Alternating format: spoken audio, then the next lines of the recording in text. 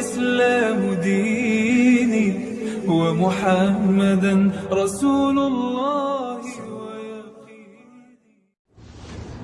Bismillahirrahmanirrahim. Alhamdulillahirabbil alamin. Allahumma shalli wa sallim ala sayyidina Muhammadin wa ala ali sayyidina Muhammad.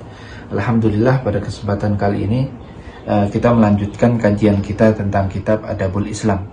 Setelah kemarin pembahasan tentang adab-adab orang yang ingin menjenguk orang yang sakit, ya, ini kita masuk ke poin yang ke-25. Ini masih di perihal adab-adab orang yang ingin menjenguk orang yang sakit. Dikatakan di sini wayan bagi li'aidil maridi an yakuna naqiya thawbi, dan dianjurkan untuk orang yang ingin menjenguk orang yang sakit, dia seharusnya bajunya bersih, thayyibur raihati tiba nadhafatin, wangi bajunya. Pokoknya dianjurkan bersih, wangi, jangan berantakan. Litansyariha nafsahu wa tanta'isha sihhatahu, agar apa? Agar nanti yang sakit ini gembira, jiwanya itu gembira. Wa tanta'isha sihhatahu, mungkin dengan melihat sesuatu yang bersih, yang wangi seperti itu, nanti kesehatannya itu bisa bisa kembali. Wala yahsunu an yadkhula ilaihi bimalabisiz zinati wal afrah. Cuman tidak dianjurkan menjenguk orang yang sakit itu dengan pakaian untuk ke acara-acara. Jadi pakaian biasa, cuman bersih dan wangi yang sewajarnya.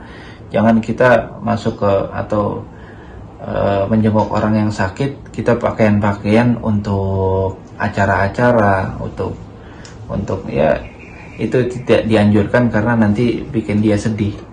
Kamalah sunu an yakuna mutatayyiban bitibi syadidir raihati. Begitu juga yang kita katakan tadi, katanya harus wangi. Apakah harus wangi banget? Ya malah nggak boleh. Jadi wangi yang sewajarnya, jangan sampai yang wangi banget, wanginya sampai menyengat, ya itu malah bikin sumpek nanti. Faqad yuz'ijul maridu wa yu'dhihi, faqad yuz'iju al maridu wa yu'dhihi, nanti bisa mengganggu orang yang sakit. Li dha'fi tahammulihi wa wahni quwwatihi, karena lemahnya dia untuk untuk mencium bau-bau yang keras tadi, seperti itu. Dan ini harus diperhatikan, ya. Kalau kita menjenguk orang yang sakit, memang kita harus merhatikan pakaian kita, kebersihan kita, terus aroma kita. Terlebih nanti kalau misalkan kita menjenguk bayi, nah itu sering sekali itu.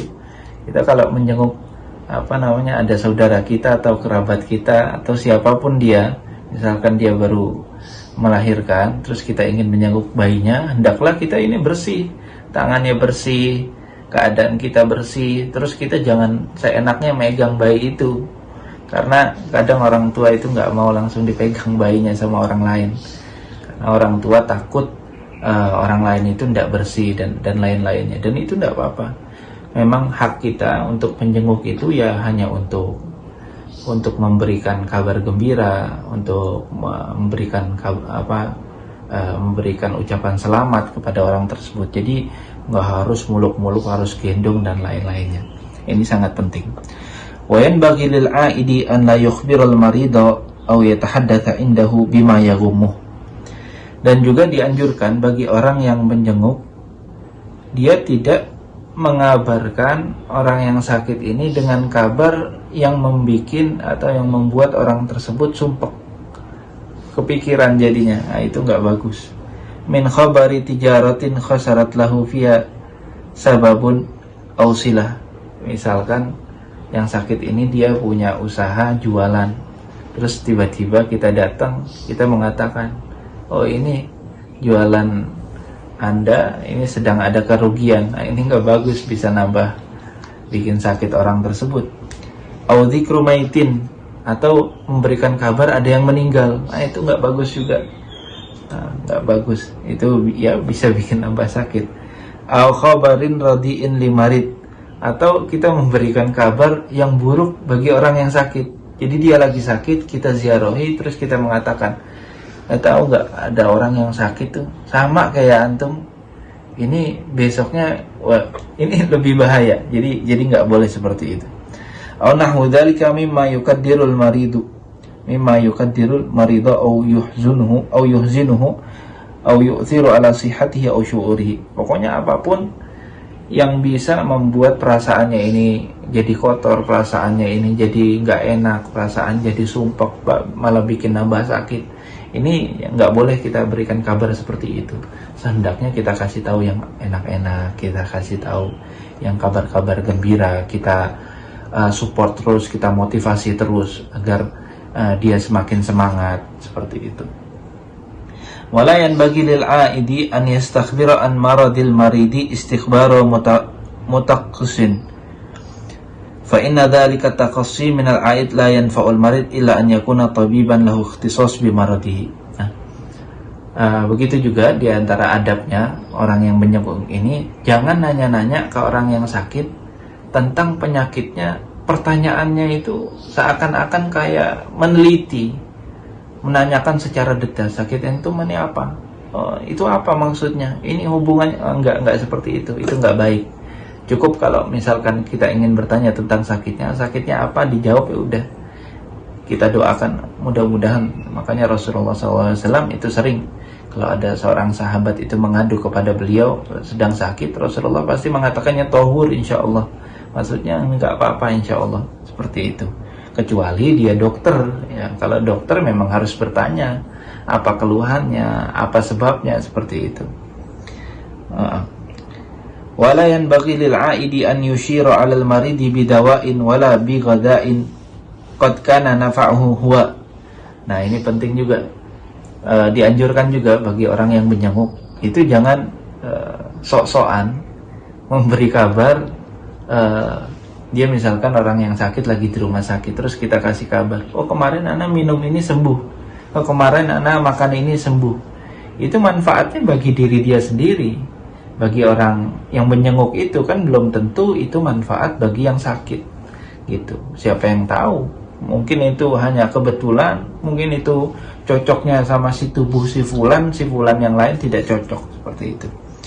Aw sami'a bi annahu nafi', atau dia cuma mendengar-dengar, ana dengar kalau penyakit kayak antum ini obatnya ini makanannya ini, nah seperti itu.